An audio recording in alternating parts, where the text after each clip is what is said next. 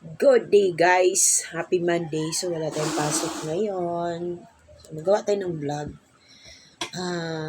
Opinion guys. Medyo,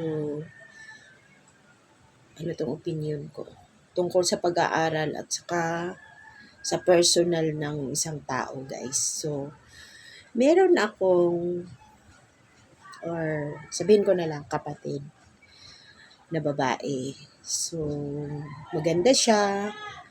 Ngayon, lagi kong sinasabi sa kanya kasi maganda siya, magandang katawan, may height. Sabi ko sa kanya, mag-aral ka ulit kasi malaki yung chance na pwede niya paralin yung sarili niya. Kasi iba talaga din na may matapos sa buhay. Sa realidad kasi ng buhay ngayon, pag wala kang natapos, hindi ka makahanap ng magandang trabaho. Tulad ko, wala akong natapos. So, hanggang doon lang yung trabaho ko. Taga-kuskus ako. Mapa-abroad or dito sa Pinas. So, ngayon guys, yung kapatid ko, gusto ko kasi na kahit paano sa amin na 10 magkakapatid na merong magtapos. Pero ang mangyayari is sariling sikap mo. Ngayon, malaki nga ang kanyang opportunity na pwede siyang mag-aral dahil umi-income siya or may nagsusupport sa kanya na boyfriend or ano. So, natakot siya. Natakot siya na pwede siyang husgahan dahil puno kasi siya ng tattoo. And then, 24 years old siya. So, yung katawan niya dito, puno ng tattoo. Tapos, basta pag ano mo siya, puro siya tattoo. Tapos, 24 years old na siya. And then, gusto niya, and then, grade 9 pa lang siya pag papasok siya sa school. So, natatakot siya na i-judge siya. Natatakot siya na, kumbaga, parang kung tingnan mo siya, parang mas, alam mo, mas siga pa tingnan sa teacher or sa guidance counselor. Kasi nga, mahirap din kasi talaga na, may tattoo ka, no? Hirap din. So, yun guys, any opinion or suggestion na ano kaya? Kasi yung advice ko sa kanya, kung sakaling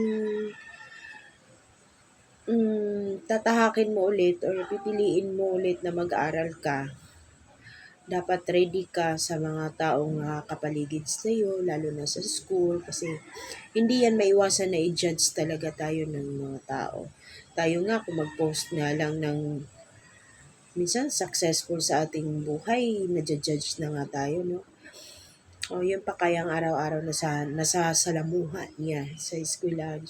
So, gusto ko talaga kasi mag-aral siya dahil matalino siya eh. Sa amin naman kasi magkakapatid, hindi mo masabi namang mga bobo kami. Lalo na mga kapatid kong lalaki, magagaling sila sa mga numbers. Matatalino sila sa numbers. Dahil nga sa kulangan ng financial dati, support ng magulang, kaya walang nagtapos sa amin 10. So, ito kami. Hirap maghanap buhay. Minsan, magmamakaawa ka pa na mabigyan ka ng trabaho, di ba? Ang hirap guys, lagi tayong nagmamakaawa na bigyan tayo ng trabaho, no? So, hoping, nag-pray din ako na sana mas lakasan pa ng loob ng kapatid ko, kung ano man ang, kung gustuhin man niya na mag-aral. So, andyan talaga yung ma-judge ka or mabubuli siya. Siyempre, mas matanda na siya sa magiging kaklase niya. Siya yung parang pinaka-ate doon. So, yun guys, baka may any comments or suggestion kayo dyan. Hindi ko alam.